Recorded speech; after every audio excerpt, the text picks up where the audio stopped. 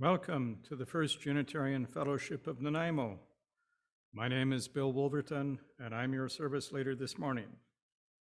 Whatever your ethnicity, theological belief, gender, sexual orientation, age, and everything else that makes you who you are, please know that you are warmly welcome in our community. If this is your first time with us, a very special welcome to you. We have a wonderful website, ufon.ca, and invite you to check it out for more detailed information about who we are, the services we offer, and how you can connect with us. Excuse me. We acknowledge today that we meet on the unceded traditional territory of the Snuneymuxw First Nation. As Unitarians, we are committed to the work of reconciliation required to address the harm done to all Indigenous peoples and their cultures by non-Indigenous peoples. We have much to learn from the Indigenous perspective, that the earth is the source of all life, and that our responsibility is to honor and care for it. It is time for today's announcements. We thank Carol Stanley for the lovely flowers this morning. Now that we are experiencing our worship space online and in the hall, we are discovering a need for some adjustments from just being online. If you are eating at home online, could you please turn your camera off? For those in the hall, it's as if you were in the hall eating, which is something we don't do in person. A reminder that we record these services. The children's story for copyright reasons, if we have one, and joys and concerns for privacy reasons are edited out before the service is uploaded to the website. All our services can be found there. Please also put your cell phones on silent or vibrate.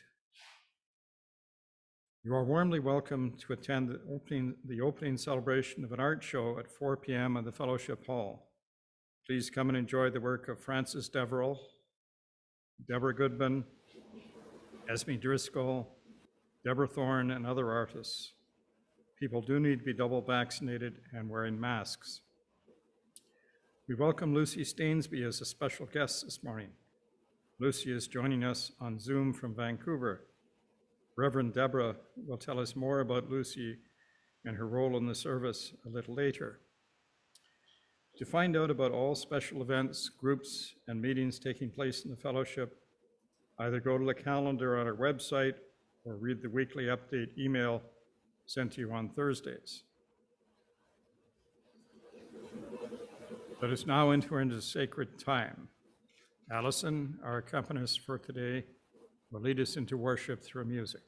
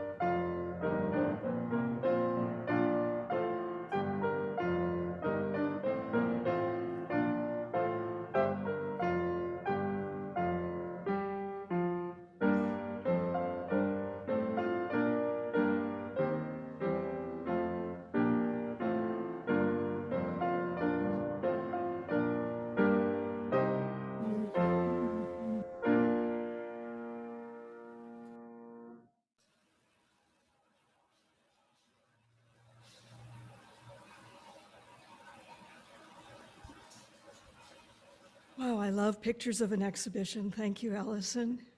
It's so good to see everyone's faces again this morning, both here in the hall and hello you all at home. Well, a lot has been happening in our week, in our world. We have the Conference of the Parties 26, the political negotiations for our survival began this week in Glasgow. And many of us are sending our letters and our prayers to those in decision-making positions so that they make brave and bold decisions. And on Thursday, in the darkness of the new moon of November, the Festival of Lights, Diwali, was celebrated around the world. And today, on these beautiful walls in our hall here, we have paintings, artwork by members of our congregation. And we invite you to come and take a look at them and enjoy them if you're in the hall today. And we have the official opening a little later today. And on top of all of this year in the fellowship, we are focusing on reopening through the celebration of creativity. And we now move into our November theme, which is painting and the art of observation. And this is a special service to hold that up. Though I don't know if it's possible to top the fun that we had last Sunday, we're going to try it from a different angle.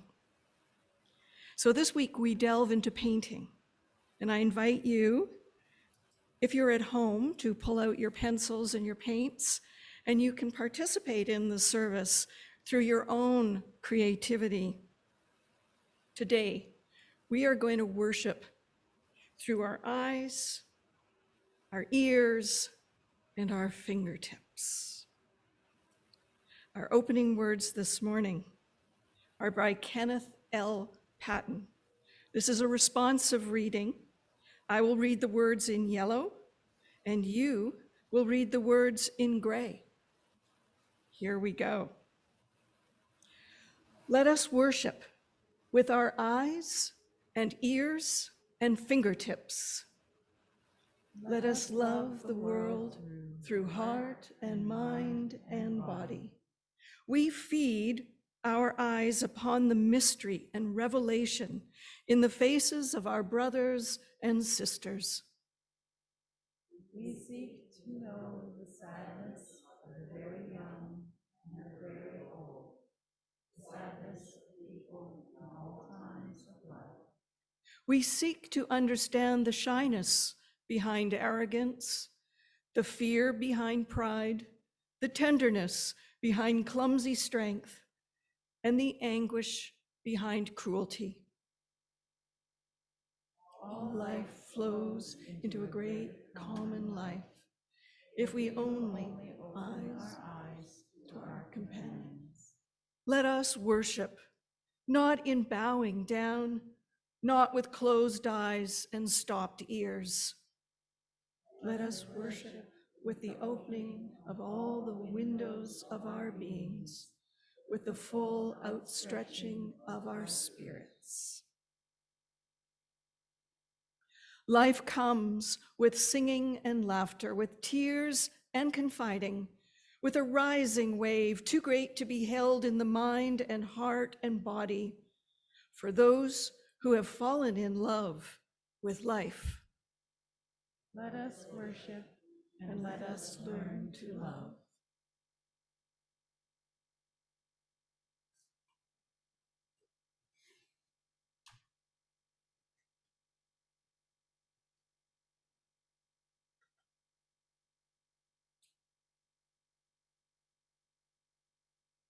Behold the chalice spark. It catches eye and heart, illuminating the beauty in all we perceive and know and love.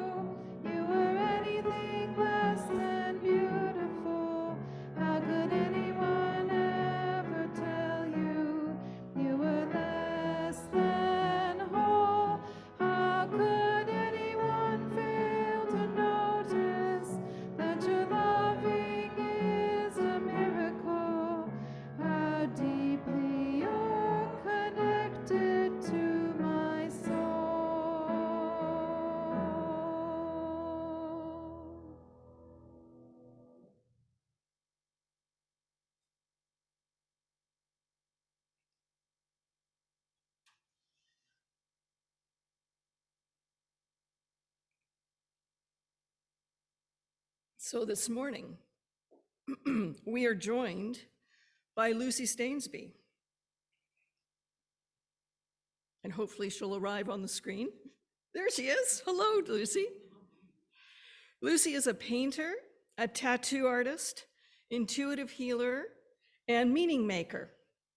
Lucy's latest creative exploration is to bring spiritual depth into the tattoo process by introducing a deep conversation and a tarot reading to unearth each person's spiritual journey and the image that supports it, which she then designs and tattoos.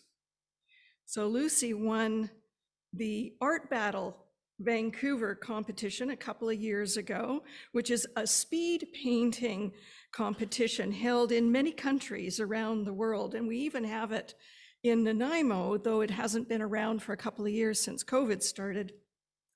So I've asked Lucy to paint live in this service on our theme, painting and the art of observation, so that we can all participate in her process. We can watch that creative process unfold. So thanks for being with us, Lucy, and sharing your creativity. And you can begin whenever you're ready. Thank you. So we are going to be including Lucy painting a couple of times through the service, so we can touch back in with her and see how it's progressing. And I know from this point on that you're not going to be looking at me and probably not even hearing me, because you're going to be watching her, and that is okay. So the legendary dancers, Martha Graham and Agnes DeMille, were lifelong friends. And the following letter that Martha wrote to Agnes DeMille is one that my mother passed on to me. And we were all and both artists as well, different kinds of artists, not visual artists. The wisdom here in this letter speaks to all artists, and I think actually to everyone. Here we go. There is a vitality, a life force, a quickening that is translated through you into action. And because there is only one of you in all time, this expression is unique. And if you block it, it will never exist through any other medium and be lost. The world will not have it. It is not your business to determine how good it is, nor how valuable it is, nor how it compares with other expressions. It is your business to keep it yours clearly and directly, to keep the channel open. You do not have to believe in yourself or your work. You have to keep open and aware directly to the urges that motivate you. Keep the channel open. No artist is pleased. There is no satisfaction whatever at any time. There is only a queer divine dissatisfaction, a blessed unrest that keeps us marching and makes us more alive.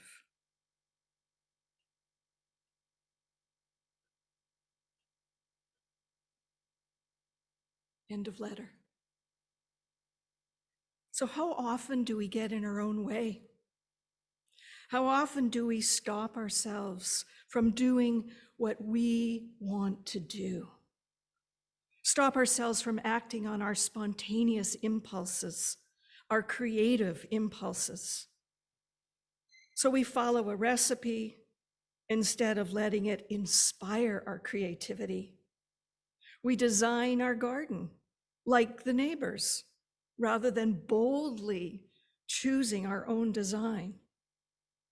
We don't draw or paint at all, or sing or dance even, for fear of doing it badly. That is the crux of it. We judge ourselves, and we judge ourselves And when we judge ourselves, we block that creative flow that moves through all of us, is always moving through all of us. So the simple suggestion here is get out of your way and just do it. Just do it. Just do it. Not only do we judge ourselves, but we also judge other people's work. When we look at art, we are usually quick to judge its value according to our own preferences based on style, color, size, location, even the country of origin. Think on that. We judge others' creative expression as good or bad according to our own preferences. However, here's the invitation to everybody. One that goes beyond our likes and our dislikes. And that is to simply behold it. When you're invited to behold something, you are being called to a different kind of attention. Behold this means you need to switch gears now. You need to set aside the part of you that judges and open to experiencing the whole of the art or the person or whatever it is that you are beholding. Take it all in. You don't need to understand its meaning or the history of it or the artist's skill or intent. Behold its wholeness, just as it is. For our meditation today, I'm going to invite everyone into the practice of beholding. In a moment, we'll share an image of a painting on the screen. I ask you not to judge it, not to analyze it, not even to like it or dislike it. Simply behold it. Once the painting is visible, we'll behold together in silence for a minute, just breathing and beholding, and then Allison will come in with some music. Let us begin.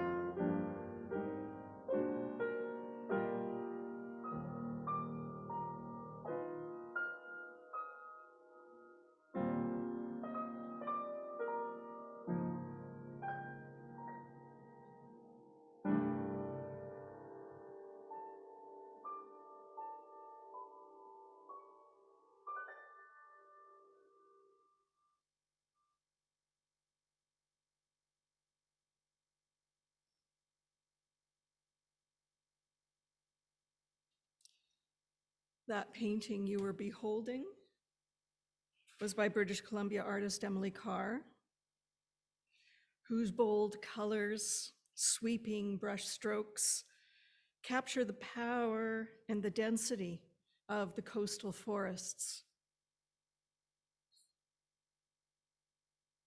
When I paint, I am aware of losing myself in color and in process.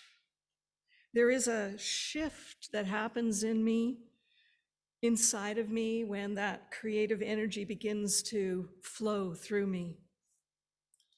And if I can protect the flow from my judgmental thoughts or of, this is not good, this could be better, oh gosh, that's wrong, oh no, that's really, really off.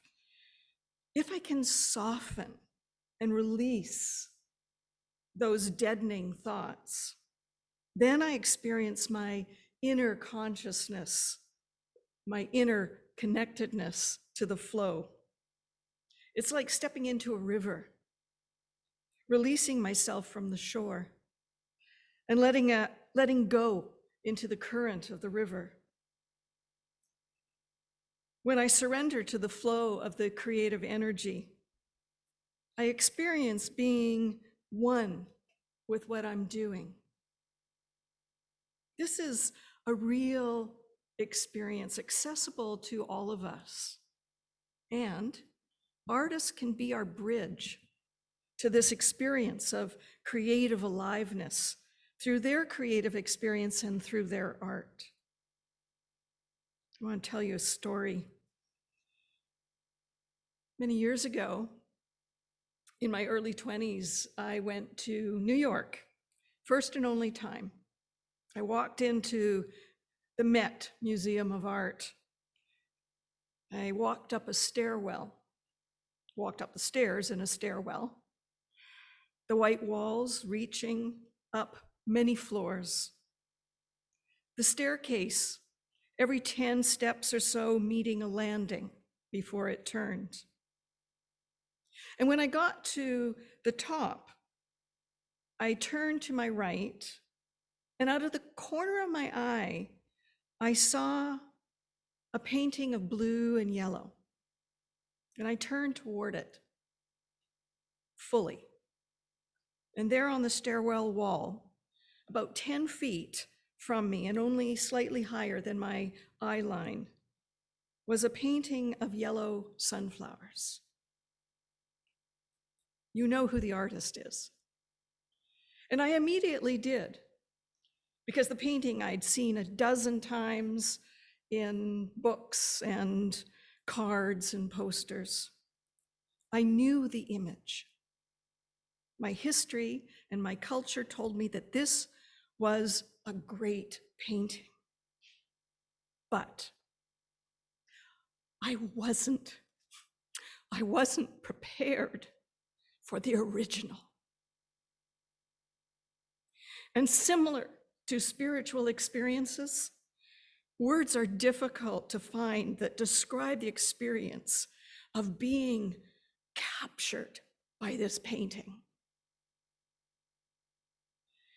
I experienced the painting literally throbbing with energy, pulsing color, emanating swirls of movement that traveled from the painting to me, physically reaching me through that empty space, affecting my mind, my heart, my body, my emotions.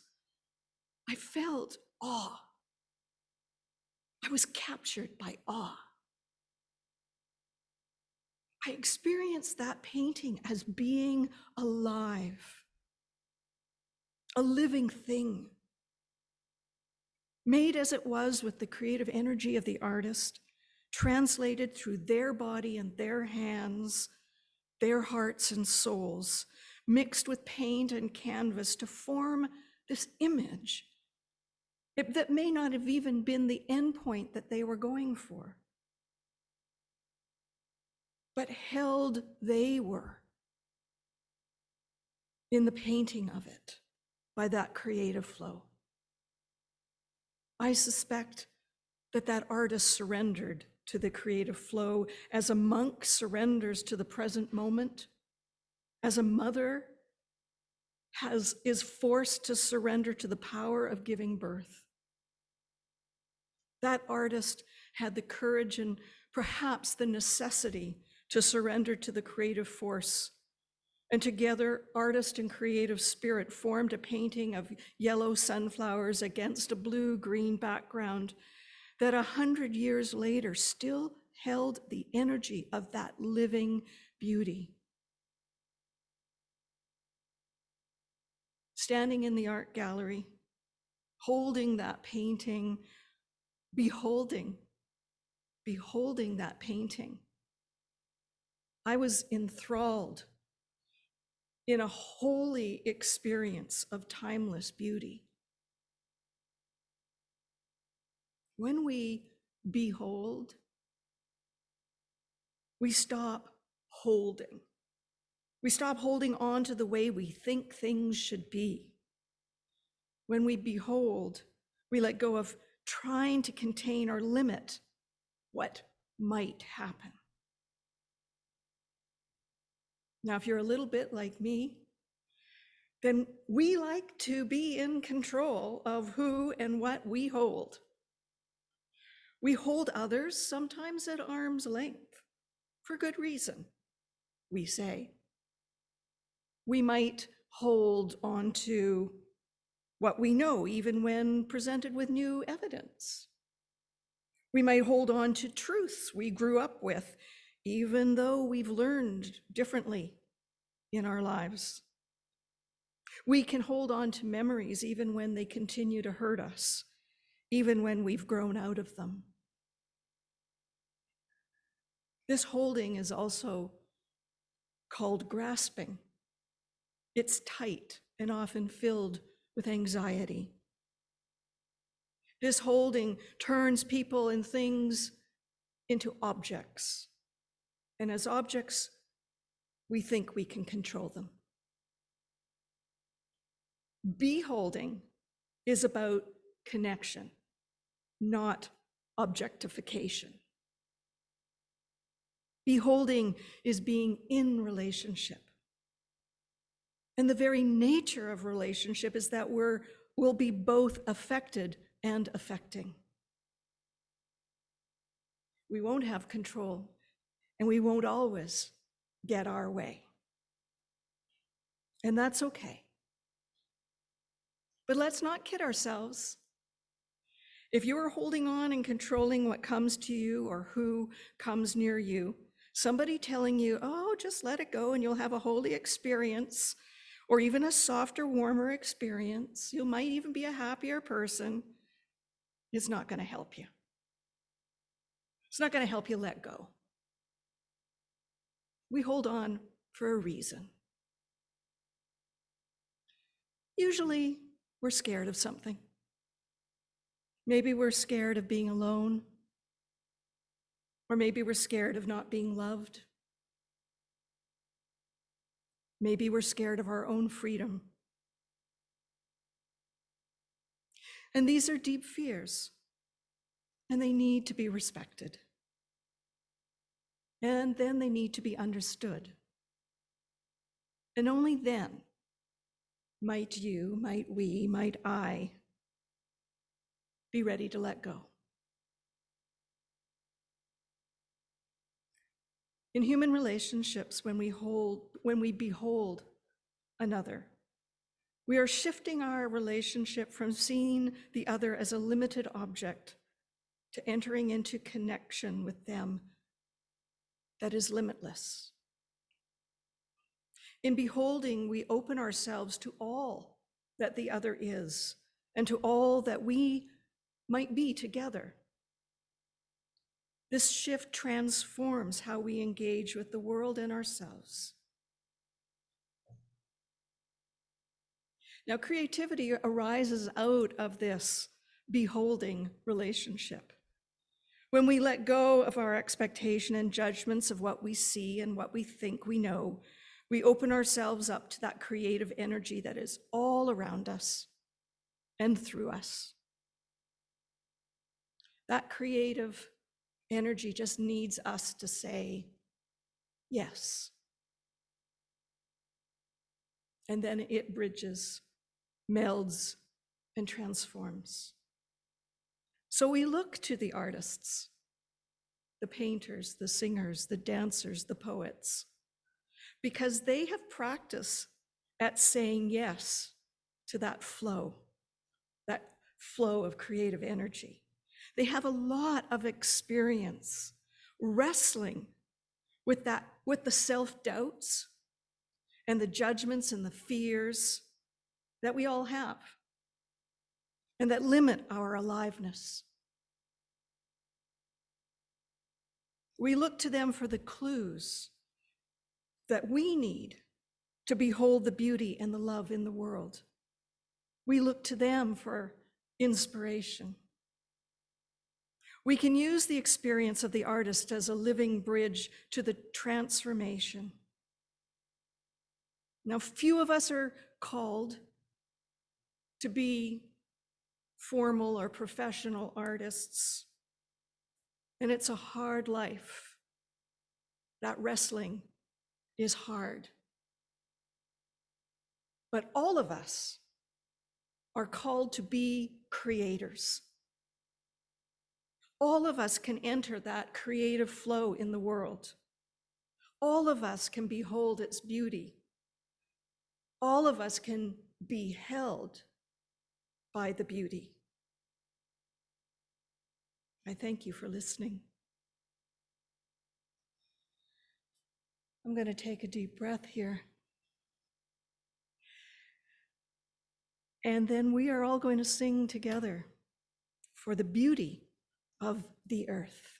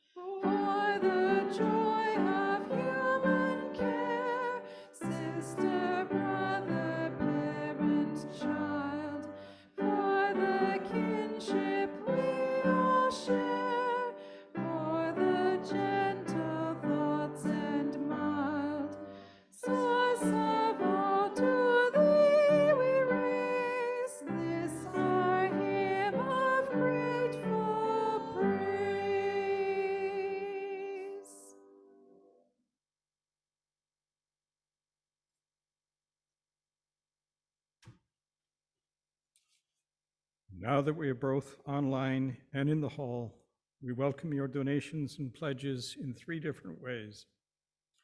First, we have set up the Unitarian Fellowship bank account to automatically deposit e-transfers sent to info@ufon.ca. Second, you can write a check and pop it in the mail. Third, if you're in the hall, there is a basket in the back of the room where you can place your donation after the service. Our charity for September through November is the Nanaimo Unitarian Shelter. If you would like to donate to the designated charity, please note that on your e-transfer or check. We are grateful for your offering.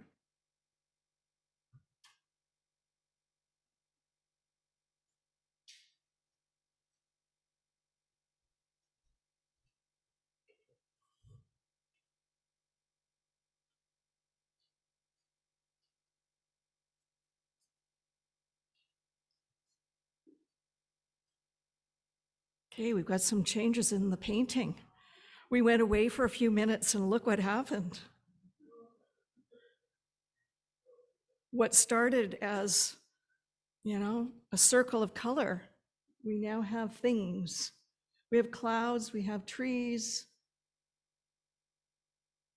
And I'm just wondering, Luce, if you can take a moment just to chat with us. There we go. Hello. Hello, hello. Hello. So what's the experience been like for you today? It's been lovely. Mm-hmm. I find painting is always a kind of a meditative experience. There's a lot of balance and duality. I'm on my own, but I'm creating a connection. I'm both present to what's happening, but I'm also in this sort of dream state about what it could be. That dream state, can I put you on the spot? Can you say something more about that dream state? It's an openness to the possibilities, the limitless potential of what a blank canvas can become. So do you know when you start exactly what it's going to look like where you're going with it? No. I usually have somewhat of a plan. I know that I want it to be colorful. I know that I'm going to create layers. I know that I'm going to make a landscape.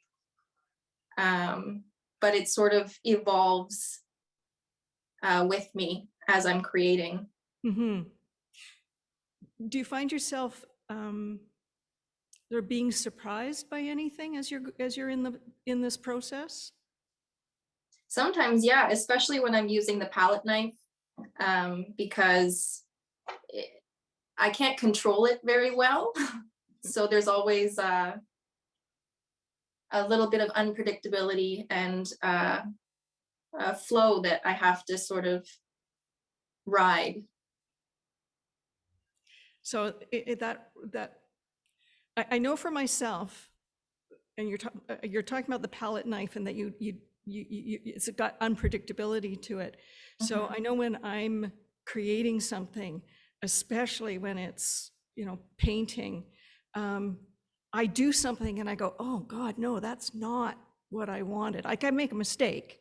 How does that happen to you? And what do you do when you have that moment where your brain says, oh, that's a mistake? I mean, it's a lot of practice of telling myself that there are no mistakes. Yeah. Only unexpected accidents. And we move with it. We have to accommodate it. If it's something that really doesn't go, then I'll just put a tree over it. Or something. Yeah. Yeah, right. So there's no accidents. There's just, what did you say? They're just these unexpected mistakes, or no mistakes, only unexpected accidents. We can always get creative. Right. So you work with it, and it becomes almost a challenge, I think, to how do we make this work? Yeah. And that applies to life too. I think regret is something that I try to live without as much as possible. All we can do is keep going forward. learn from it, do better next time. So true. So Mhm. true. So I just want to say to everybody, Lucy and I, we haven't planned on what we're going to talk about. So I'm putting her a little bit on the spot. But what, I've been talking about the creative flow as in some ways being a spiritual experience, that that creativity is rooted in, for me, is rooted in the spiritual. I find that they're both separate and they're of the same sort of thing. Can I ask you to comment on that? Do you agree or disagree with that? Yeah, I definitely agree. I feel like my creative practice has been in a lot of ways my spiritual practice. Hmm. It does force me into a somewhat of a meditative state where I'm balancing the expression of a feeling by creating something physical. And yeah, there is sort of a duality and a balancing that has to happen within me. I have to be very present to what's happening. That's so true. And that might be the place where they combine, is they both require complete presence. I know when I'm meditating, the focus of my meditation is to be present with my breath or the moment. And when I'm painting, you call it dreamlike, I call it, I get lost in it. Mhm. But I'm in a place of presence with what I'm doing. We're in the same moment. Mhm. Mhm. So is this picture finished or? Almost. I just am going to add some highlights to this one tree and then I'll call it done. Okay. Well, keep doing it. Thank you very much for being here today with us. Thank you for having me. No, my pleasure. And I have to now confess to everybody here that this beautiful artist here is one of my daughters. I've known Lucy a long time, and I tell you, when she was like a year and a half, 2 years, and the one thing that I always let my children do was to dress themselves, to make those choices each day what they wanted to wear. And Lucy would always dress in color. She would decide if it was an orange day or a purple day or a multicolored day, and that's how she would dress herself, right? So being in that world of creative color has been part of her from a very, very young age. Our closing words today. Behold our world as an inspiring source of beauty, available in every moment. Its beauty reaches out to every eye, to every hand, and every heart, beckoning us into connection, into relationship, into creation that is limitless in potential. And it is limitless in our days. And may we surrender into that flow of its limitless potential, its infinite love.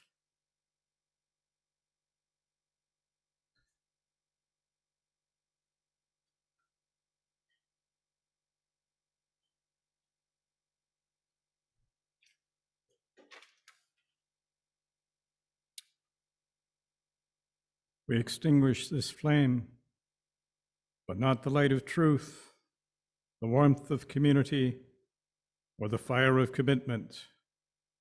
These we carry in our hearts until we are together again.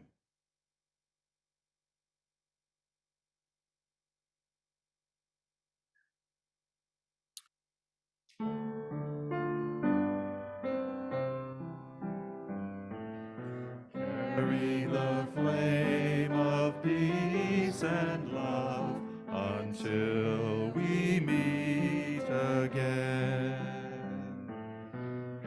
me the flame of peace and love until we meet again.